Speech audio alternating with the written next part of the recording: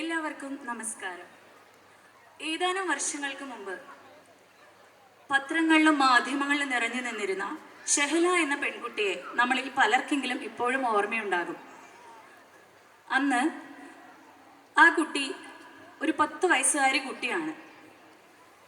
അന്ന് അധ്യാപകരുടെയും ഡോക്ടർമാരുടെയും അനാസ്ഥ മൂലം ആ കുട്ടിക്ക് ചില ട്രീറ്റ്മെൻറ്റ് കിട്ടാനായിട്ടുള്ള കുറച്ച് തടസ്സങ്ങൾ ഉണ്ടായത് മൂലം ആ കൊച്ചിന് ഒരു അപകടം സംഭവിച്ചു.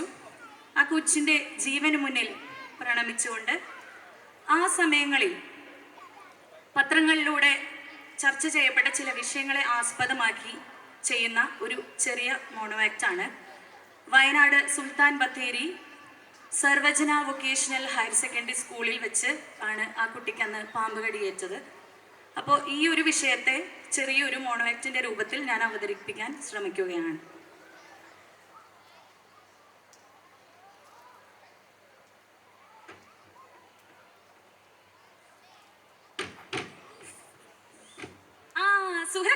എന്റെ കളി പോയിട്ടാ.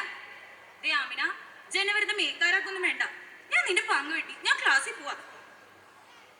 Silence silence. ഇന്നത്തെ നമ്മുടെ മലയാളം ക്ലാസ്സിൽ നമ്മൾ പഠിക്കാൻ പോകുന്നത് ചെറുശ്ശേരിയുടെ കൃഷ്ണഗാഥയെ കുറിച്ചാണ്. ടീച്ചറെ, ചോര, സുഹറയുടെ കാലുമ ചോര. എവിടെ നോക്കട്ടെ. ഈശ്വരാ, മാഷെ ഒന്ന് ഇങ്ങോട്ട് വരുമോ? ഒന്ന് നോക്കിയേ. ഓ, ഇത് വല്ല ആണിയും കൊണ്ടതായിരിക്കും.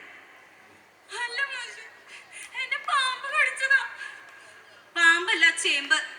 മിണ്ടാണ്ട് എന്റെ സീറ്റിൽ പോയി കുത്തിരുന്നോളി.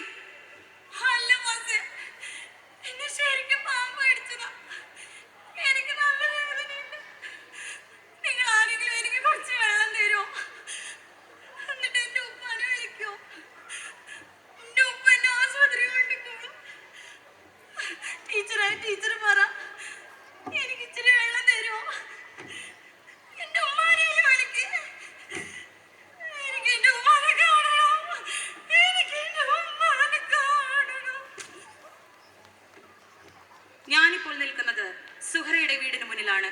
അതെ, അധ്യാപകരുടെയും ഡോക്ടർമാരുടെയും അനാസ്ഥ മൂലം അകാലത്തിൽ അണഞ്ഞുപോയ സുഹറയുടെ വീടിന് മുൻപിൽ 10,000-കണക്കിന് ആളുകളാണ് സുഹറയ്ക്ക് അന്ത്യോപചാരം അർപ്പിക്കാനായി ഒഴുകിയെത്തിക്കൊണ്ടിരിക്കുന്നത്. അല്പസമയത്തിനകം ഖബറടക്കം നടക്കുമെന്നാണ് അറിയാൻ കഴിഞ്ഞത്.